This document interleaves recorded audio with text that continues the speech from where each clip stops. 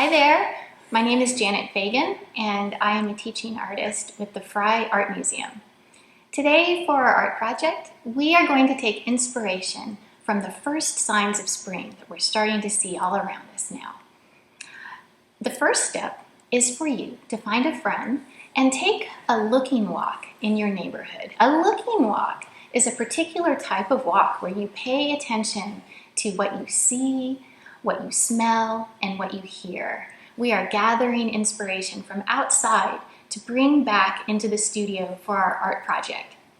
So as you are walking and thinking about the colors that you're seeing, how the air feels on your skin, what you might smell in the air, look around you for small objects that you might be able to gather and bring back to the studio. Perhaps a rock, a twig, a branch, a leaf, a blossom. Just a couple of things will do, and we will use them for our art project. So have a great time on your walk, and I'll meet you back in the studio. Hi, welcome back. I hope you had a good time on your walk. I'll show you the things that I collected around my neighborhood. I found this beautiful camellia branch with a little bud at the top.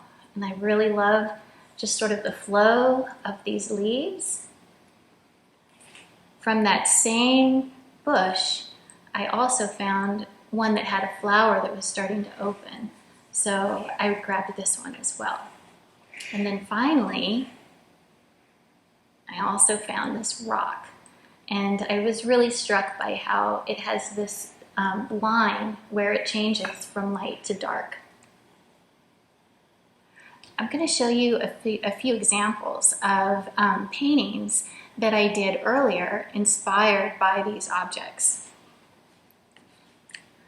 So I took the branch from the camellia and I turned it into a branch for a little bird. I'm imagining maybe some snow or some water underneath the bird in the tree and little green buds signifying spring. I also did more of a straight portrait of what I was looking at, just for fun. And then finally, one more, where I'm just playing with the idea of the petals and the leaves over and over again, creating like a pattern of spring. So what I'd like to do now is show you the materials that I used to create those demonstrations. And I am going to do a demonstration also after we look at the materials. Okay, here we go. I just want to start off by pointing out the reason for the 3 lids that we're using as palettes. I want to keep these beautiful, vibrant liquid watercolors as clean as possible. So I've separated the cool colors, the purple and the blue, onto their own palette. I gave the green its very own section right here in the middle, and then the warm colors are over here on this 3rd lid or palette. And I've done that because these are going to all get mixed together as we work, and if we keep the warm colors with the warm colors and the cool colors with the cool colors, that will keep the colors cleaner and more vibrant. And then in the middle with the green, we can bring some red over to the green to make brown. So that's the reason that we have this set up. I'm going to take one of our adapted brushes and I want to spend a few minutes just playing and getting used to how this brush feels.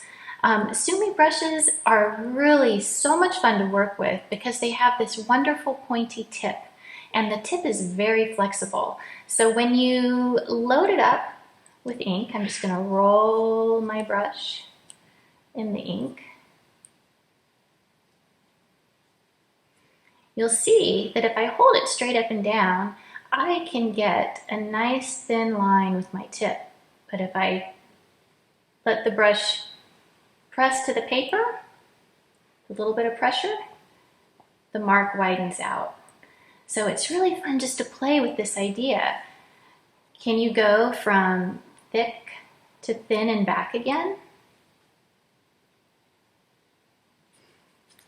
You can always re-roll your tip when it starts to bend. If you want to get it back, just re-roll it on the palette.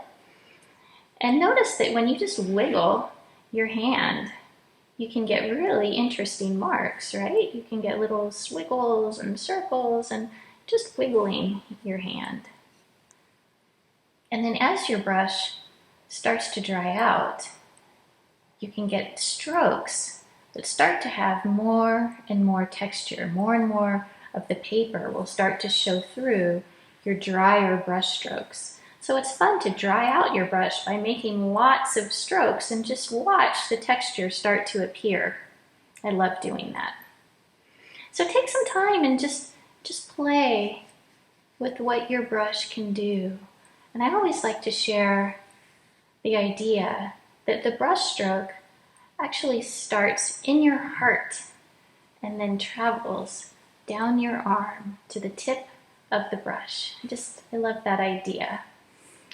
So the brush stroke and your experimentation could become a piece of art all on its own. But when you're ready, go ahead and rinse your brush off, get it nice and clean for what's going to come next. And when you're ready, you can go back to the objects that you picked up from your walk and take some inspiration from those. So this is one of my favorite things. I love the way that this branch kind of has this beautiful curving gesture. And I'm going to take another sheet of watercolor paper and play with that idea. So I think I'll put this one down just right beside my test sheet. And I'm going to use a rock to hold it steady. And I'm going to go back to my green.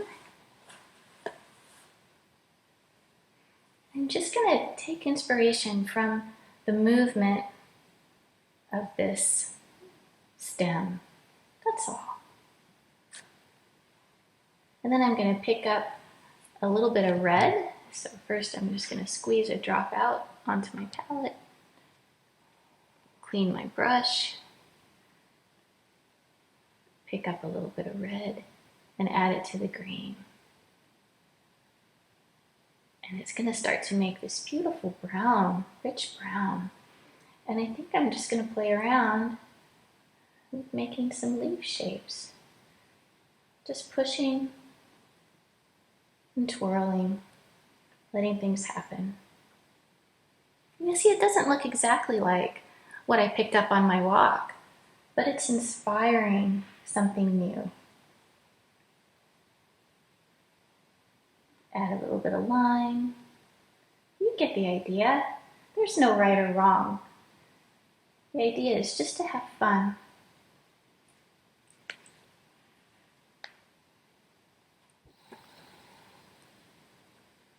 Okay, so I'm just putting some finishing touches on this piece. And then it's time to share. So this is such a fun part of making art, sharing what we've done with each other. So you might want to take the piece that you like best and look at it from a distance with your art buddy. Maybe stand, 6 or 8 feet back, and then see if it looks any different than it looked to you when you were working on it up close. Maybe rotate it. It's always fun to look at pieces with a different orientation and see if you might see things a little bit differently. What happens when you turn it all the way around and it's upside down? So have fun sharing with each other what you see, what you like best about each other's work, and maybe you'll get some ideas for what you want to do for your next painting. But thanks for being here, and happy art making.